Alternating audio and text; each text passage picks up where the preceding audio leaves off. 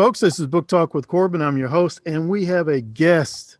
This is a first-time guest, Trevor Loudon. And I just wanted to share with my listeners real quick how I came across you, so to speak. I was received from Dr. Frank Simon, a well-respected conservative and pro-family advocate here in Louisville, Kentucky. He told me about, you be speaking.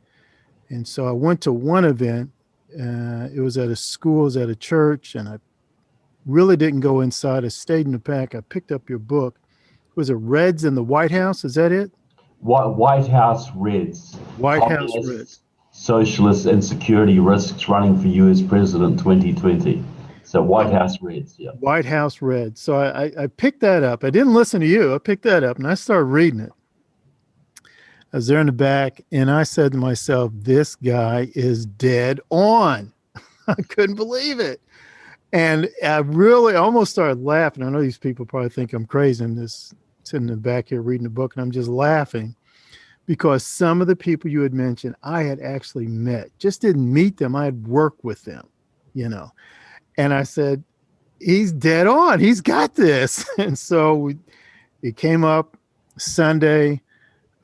You're going to speak again. And this time I went inside to hear you and to speak to you. And I had the great blessing and honor and the privilege to have lunch with you.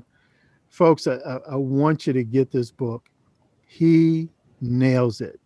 Brother, where are you from? From New Zealand, sir. Christchurch, New Zealand. So I live in the States now. Okay. So how is it that you were just so dead accurate on talking about American politics, the American left, the whole bit? Well, look, it started out in New Zealand, because I really monitored the communists in New Zealand, and I spent a lot of time with a former New Zealand communist who trained in Moscow. And what he taught me was that most of what you see coming out of the Democratic Party or the British Labour Party or the Canadian Liberals comes out of the communist movement. And so I did a lot of work connecting the social democratic parties with the communist movement. And while I was doing that in 2007, I discovered the ties between Barack Obama and the Hawaiian communist Frank Marshall Davis. So I started writing on that. That got me invited to American conferences.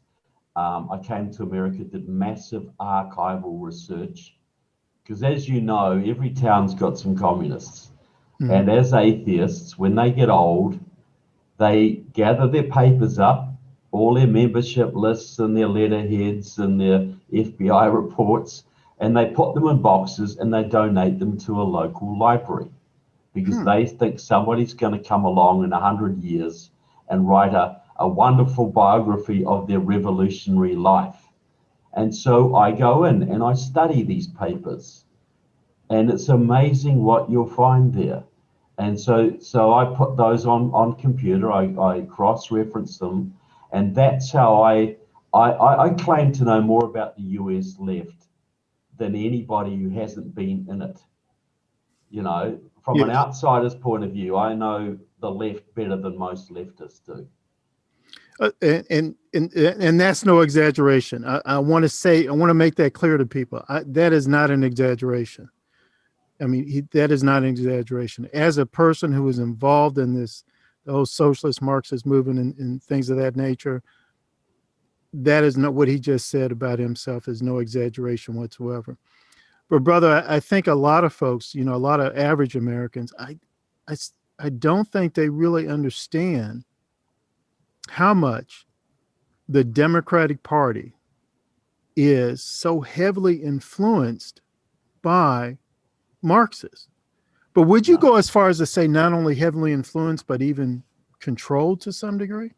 I would say today, now it is, the Democratic Party is pretty much a Marxist party at the top, and it's become even more so in the last couple of years. The few remaining moderates have been pretty much sidelined, and that's why you've got a Green New Deal on the horizon, which is a Marxist program. That's why you've got the big push for opening the borders, which is another Marxist program. That's why you've got the PRO Act coming up, which is going to give massive power to the unions. That's why the Democrats want to pack the Supreme Court, alter the elections. This is a power grab. And if Lenin was in the White House today, I think he'd be doing pretty much what the Biden-Harris team is doing. If he wanted to consolidate power over the United States, I think he'd be pretty happy with what's happening right now. Wow. And one of the tools, maybe there's a better way to say it, but it seems like one of the tools the Democratic Party is trying to use is the tool of racism. Absolutely, yeah. Yeah.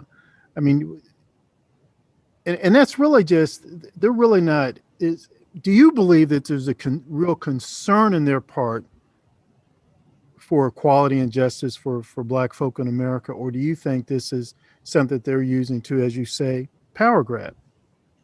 Yeah, well, I think there's some genuine concern amongst some of them, but overall, they are using the Black population, as they're now starting to use the Asian American population, the Native American population, the gay population.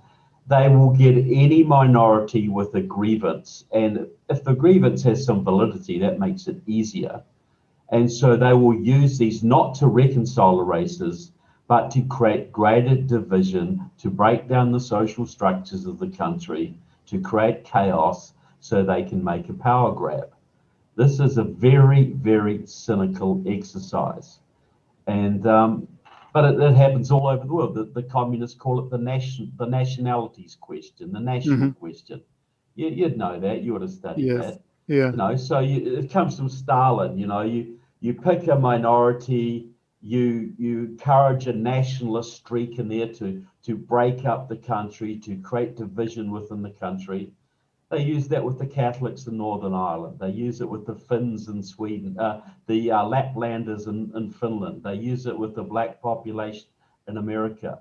The original plan was to create a Black republic in the South, to get Florida and Mississippi and Alabama to create their own Black republic, to split away. But that wasn't very practical back in those days. So they eventually changed to using the Black population to increase the power of the Democratic Party.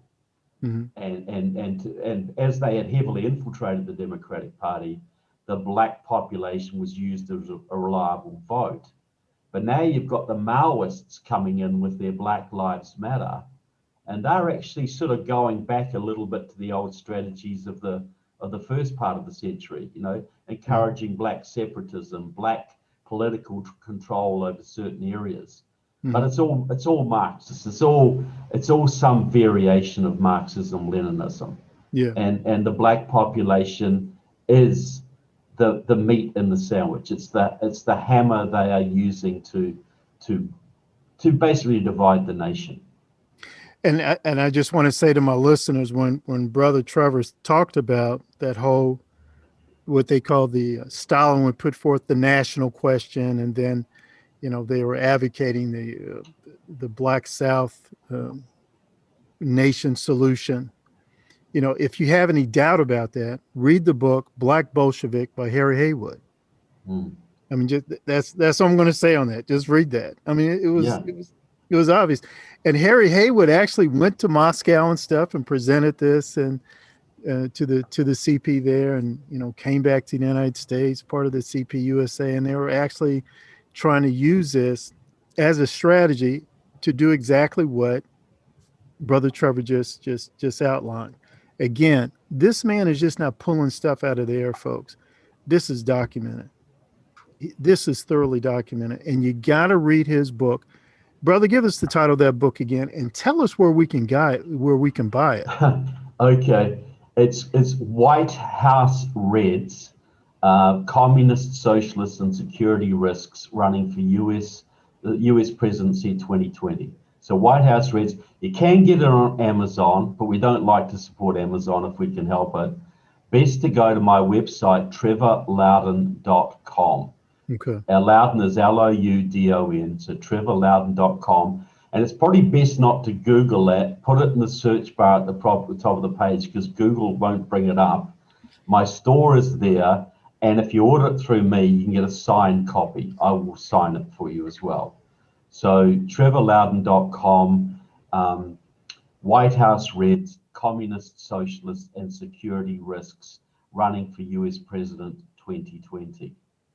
Gives the communist backgrounds of Biden and Pete Buttigieg and even Tulsi Gabbard, nice Mrs. Amy Klobuchar from Minnesota, who's got a Marxist pedigree like you wouldn't believe, plus the obvious ones like Bernie Sanders and Elizabeth Warren. But virtually all of the Democrat candidates had Marxist backgrounds, every single one. You had mentioned Bernie Sanders, and I was reading, and by the way, folks, I don't know if Brother Trevor agrees with me on this or not, but I firmly believe that Bernie Sanders did win the Democratic Party nomination. I think they snatched it from him. Yeah. But I'm not crying tears for him over that. Here's what concerns me: that he almost won. Yeah. He almost got it.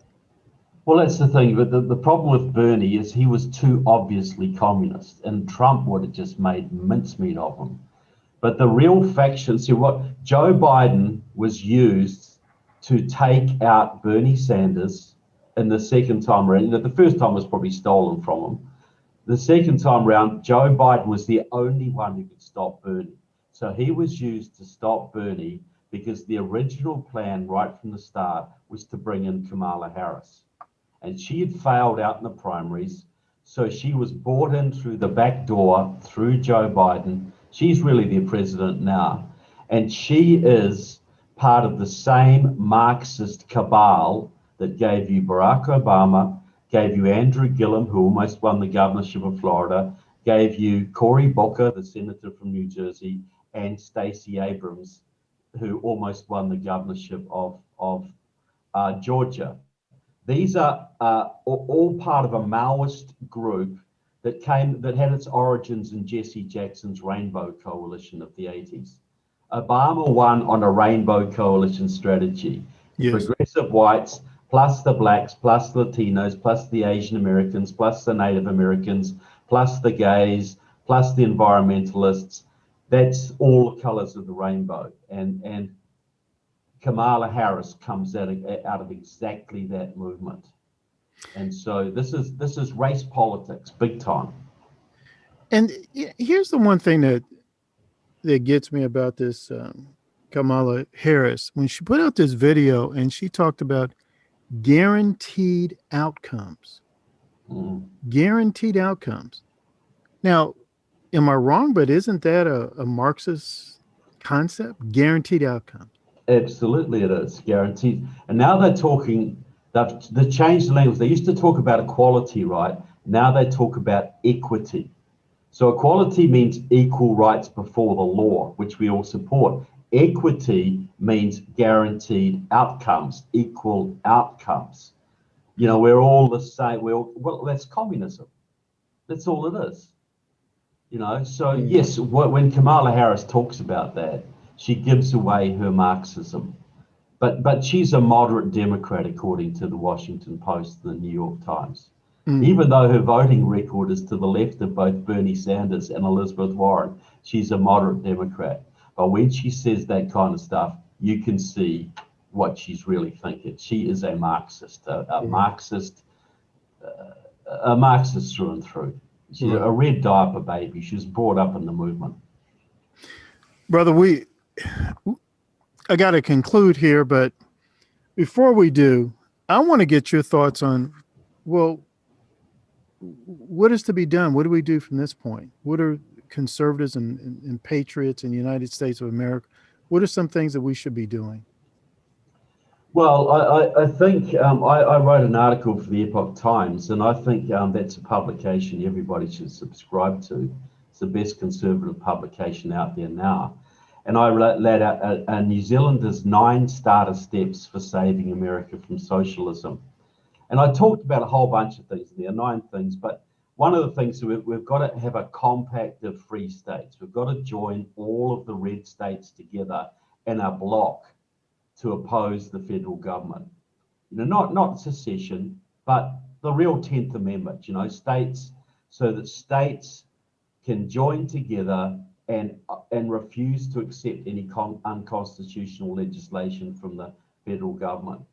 We have got to be actively involved in major boycotts of everything coming from communist China, and all of the woke companies out there, all the left-wing companies. We should be following Trump's advice and boycotting the Major Baseball League, boycotting Delta, boycotting Coca-Cola, all of those companies that basically are trying to destroy Georgia's attempt to have rational voting laws. We got to be ready. We've got to join together in those free states to blunt the Biden administration, so we have some chance of winning in 2022. We've got to be actively involved in cleaning up the vote fraud and the voting procedures in all of the red states. And we've got to be, whether you're Republican or not, you got to be signing up to vote in the Republican primaries, because Trump is going to have a whole list of MAGA type candidates in 2022, and a whole list of rhino Republicans that need to be gotten rid of. And so people need to be in the primaries to vote the good guys in and the bad guys out. Mm-hmm. Because we're not, the communists aren't winning in America because they're so clever. They're winning because conservatives and Republicans have been so damn gutless and so damn stupid for so damn long. That's really the truth of it. Wow. You've been on the communist left. You know that when you were there, you got a bit of opposition, to what you're trying to do. Well, Yes. There is no opposition today to what they're trying to do. It's being enabled by the government. So we have to face that reality. The first step, I said in my article, was face reality. We're in a communist revolution now. We have to treat it accordingly. And then I lay out the next 8 steps that we can do both individually and at state level to counter what's happening. Wow. You're so right, brother. I want to thank you for your time. I want to urge my listeners, please pick up that book, go to that website, trevorloudon.com, and don't just get one copy of White House Reds, get 2. One for yourself, and then give another one to a patriot. And maybe even, who knows if it'll help or not, plant a seed, give one to one of these knucklehead college and university students. Oh my Lord. Well, I used to be a little pinko when I was young, and an economics teacher turned me around. You've gone the same journey, Corbin.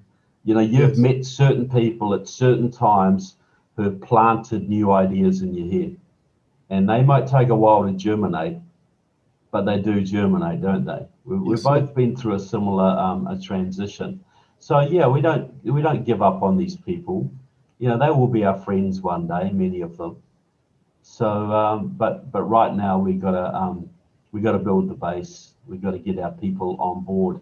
But I just want to say it's a pleasure talking to you, Corbin. It's as someone who's been on the left like you, when you say that I know what I'm talking about, that's a high compliment. All right. So well, thank you, brother. Pleasure. It's a pleasure. Brother, thank you, and I hope you can come on again sometime. Absolutely, I'd love to. All right, brother. I will be in touch. Anytime, sir. All right.